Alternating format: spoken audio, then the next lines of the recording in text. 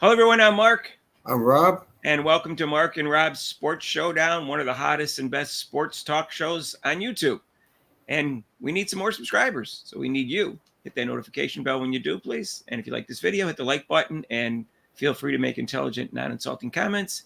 And we got a live show tonight, 7 to 8 Eastern Time. Rob won't be there, but he's usually there every Monday. And we do it every Monday except for major holidays. Feel free to join us. Rob, tell me what you think about Coach Sides. She's got to go. She's got to go. Don't hold back, Rob. I mean, that was the worst coaching in the fourth quarter I've ever seen. She just lost control of defense and this offense, and you can see it in the players' faces. I mean, how can you just like all of a sudden just revert back and not let Caitlin Clark shoot, who was hot, or revert something who wasn't working? Whatever she reverted to was not working. So as a coach, you have to adjust, especially during crunch time. You can't get nervous and be stubborn about the way you want things to go. Even listen to what the players are saying. I used to do that. They say, Coach, this out of bounds play isn't working. I say, okay, we'll do something else. But she's not adjusting at all on the fly during the game, and then she's letting the other team. There's no way they should have lost that game. That's all on her. And then she blames the players. She doesn't even take responsibility for it. That's really annoying. You're the coach. Take some blame, like maybe I should have done this or I should have done this. Don't say, well, Caitlin Clark should have shot more. Yeah, if she would have shot more if you gave her the ball, maybe she could have shot more in the fourth quarter. How about that? So don't try to blame the team. The team didn't hustle harder. Well, as a coach, you call a timeout and read them a riot act, tell them to start playing harder. If you're watching this video, we're talking about the Chicago Sky Indiana Fever game. That's what Rob's referring to. It was game number 3 on June 23rd. Rob, I'm going to go back to preseason.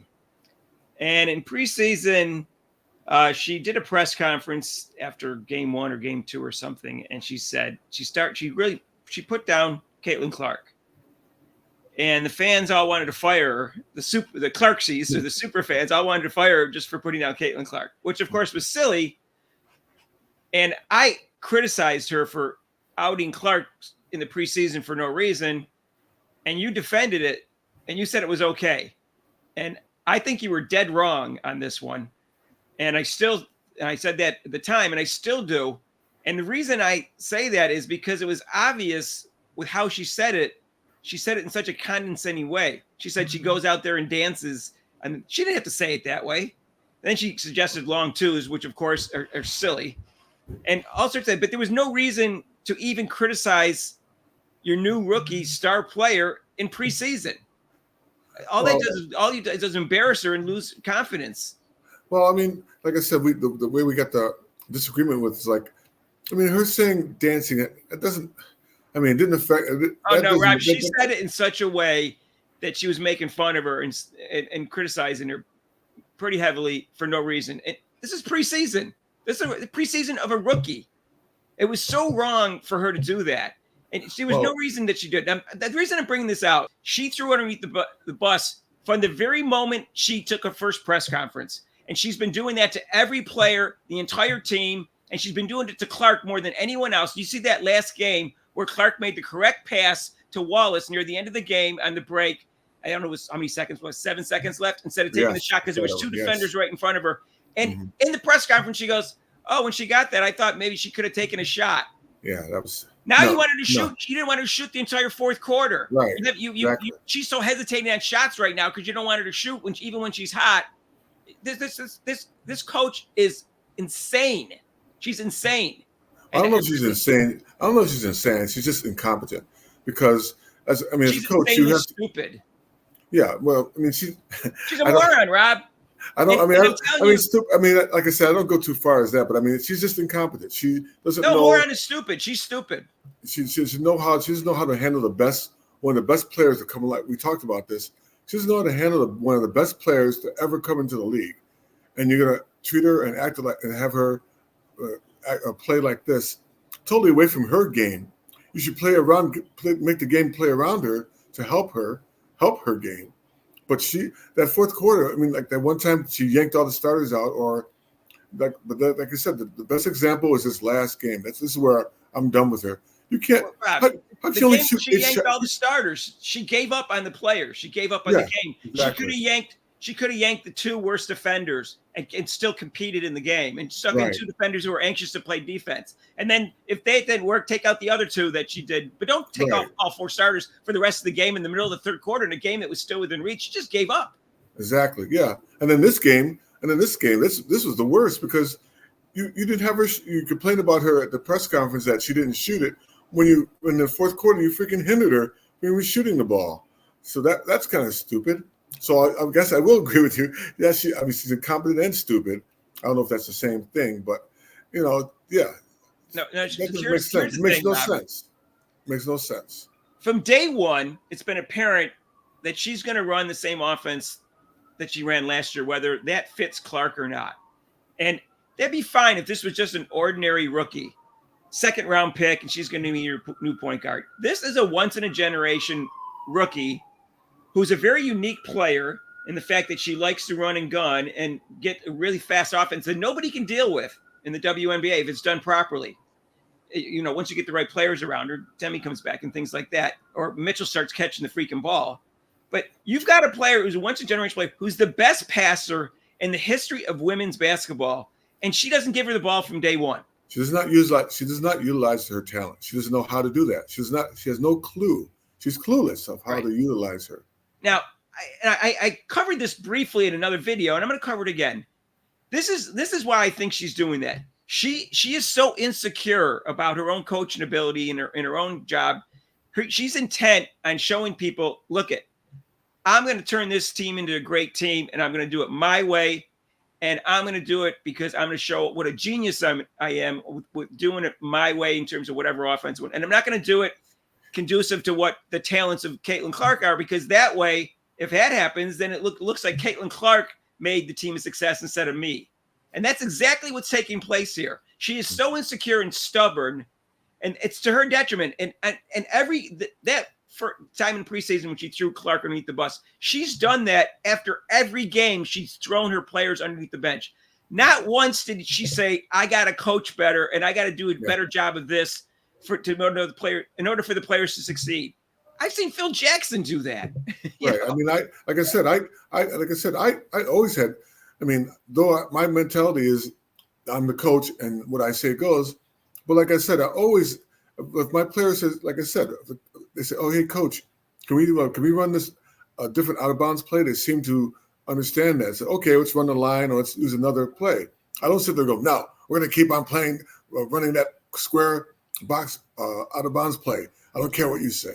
You have to adjust to the players. Not just Caitlin Clark. She's not even adjusting to her players and what she has. Like I said, with Mitchell, she should get after Mitchell. Hey, like I said, pass the ball. You have a great talent. You can shoot, but you need to pass the ball more. She doesn't confront her on that, which she should. She's got to, not just Clark, she's got to confront all her players. Boston, you got to post up. You got to learn how to catch the ball. And you got to move a little quicker on your screens. So that's part of coaching. That's what you have to do. You can't just be so stubborn, like you said, and this is my way or a highway type thing. Rob, she's clueless about everything. She doesn't know how to do substitutions properly. Right. She doesn't know when to call timeouts. She has situations where she sticks people in and takes them out for 5 minutes. Like she takes Clark out for 5 minutes and they run off 15 straight points, and she doesn't figure out, gee, I better call a timeout and get Clark back in there. Right. She doesn't. She, like I said, she has no clue how to do substitution. She starts Wallace when Wallace shouldn't start. She plays Wheeler way too many minutes. Plays her way too long, and then plays her in key minutes. Right. And she doesn't know what she's doing substitution-wise. She has Celeste Taylor, Defensive Player of the Year twice in conference and college, and she hasn't even given her a chance. And this team needs three-point shooting and defense and players who can run. Yeah, put Taylor out there. She doesn't have to score. If she can come in there and stop the player for 1 or 2 minutes, she's achieved what she wanted to do. But to just leave her sitting there is really crazy. And she's got a player who likes to run, who's fast. And Hall is playing fewer minutes than she did last year. And guess what? She's faster than Wallace, and she can run, and she plays better defense than Wallace. So she should be playing. How you can't figure this out with a talent like Clark? This is so obvious. Like Everybody but her can figure this out. And Mark, like I said, you're not even a coach. I mean, you never coached basketball in your life, but you've seen it, but you can see, like, hey, why doesn't she do this? Hey, why doesn't she do that? So if you can see that, it's very obvious. I mean, why can't she see it? Everybody knows what's successful right now in basketball, and it's both the NBA and the WNBA. There's not much difference. Defense and three-point shooting and defending the three-point shot. And that's what you have to do. And you've got a generational talent that can exploit that to the max, and you're deciding, I'm going to do it my way because you want to try to look like, oh, this is my system. I must be a genius. Like Phil Jackson with the triangle offense, even though it wasn't even his idea. Brutal. It was Tex Winter. So, but either way, but Phil Jackson didn't care that Tex Winter got the credit for the. He didn't crap. He just wanted to win championships, right. And it worked. It worked for the Bulls, and so she's so intent on getting credit for her offensive games scheme that she's going to lose a bunch of games, and she's lost the locker room. This coach just doesn't know how to relate to players. She doesn't. No, she doesn't. That's really what it comes. You have to be a people person to be a good coach. Yeah.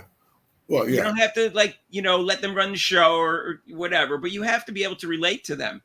They have to respect you, and you have to be flexible. Well, the main thing is the coach too. Like I said, you got to take responsibility for. I mean, they shoot the ball, they dribble the ball, they rebound it, but also it comes to how you are coaching them.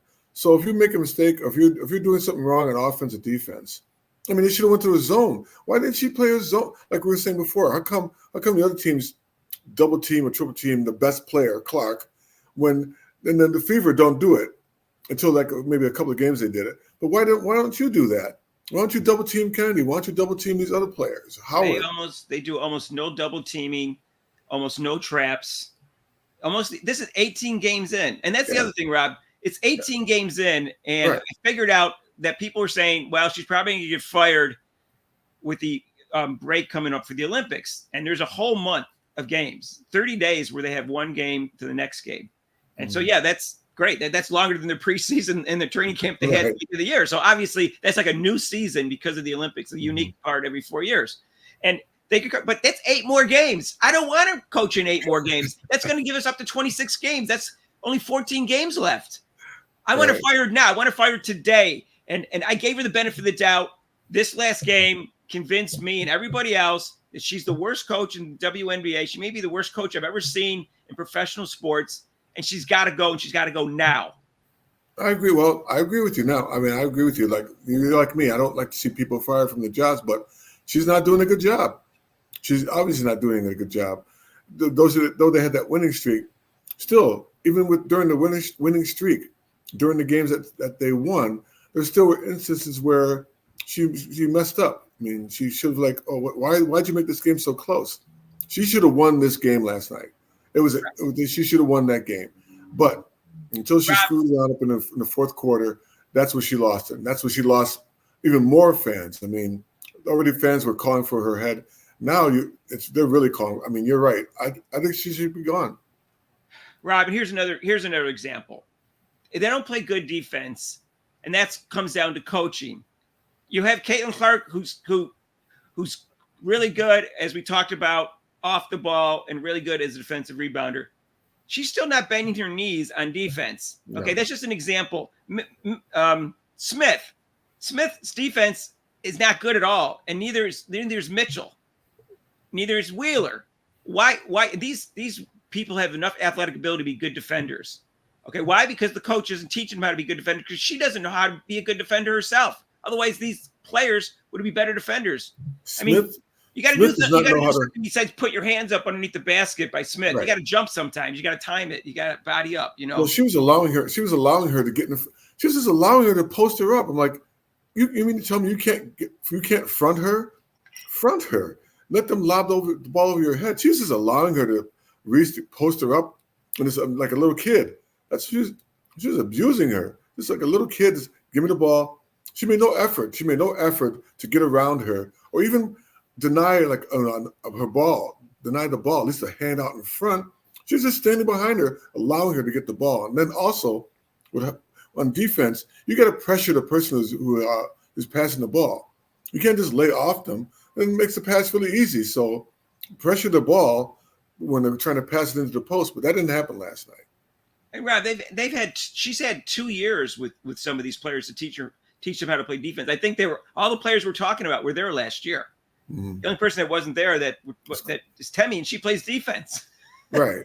And she's out, but she's coming back in a game or two. She may be back next game. They don't know yet. But like I said, I gave her the benefit of the doubt, although I didn't like it from the very beginning. But not once has she accepted responsibility for anything that she's done wrong. In fact, the reason they're not doing well is because of her more than the players. Right. And that's what makes it ironic about the fact that she blames the players all the time when it's really mostly her. Right. Because Exactly. I could have coached. I played 8th grade basketball, and that's it. And then I wrestled. I could have coached them better from day one with no coaching experience. I could just look a couple things up on the internet in the book for how to do certain things in play. Printouts and say, do this, do this. Exactly. I could hire some assistant coaches that were experts on defense and zones and stuff like that. Right. And I could figure out how to do the substitution. I could figure out who the best players were and how to play them. And I could figure out to play Hall and Celeste Taylor more. And I'd not put Wheeler in other and you could have figured out, geez, I have one of the best players coming into the league in over a century. Geez, I think maybe I should put an offense around her. No, Rob, I would have put the ball in her hands before she showed up for the first practice.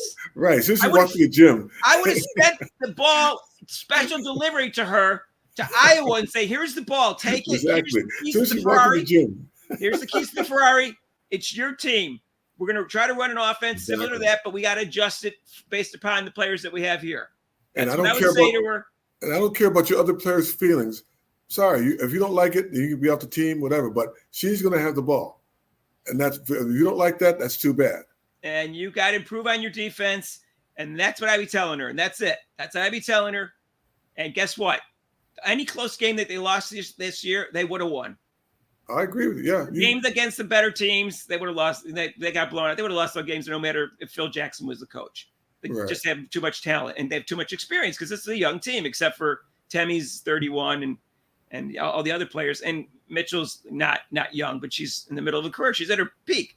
But either way, the coaching is awful. The team's not developing where she needs to be developing, and she can't figure out she needs defense and 3-point shooting. And with all right. So anyway, off with the head. See ya.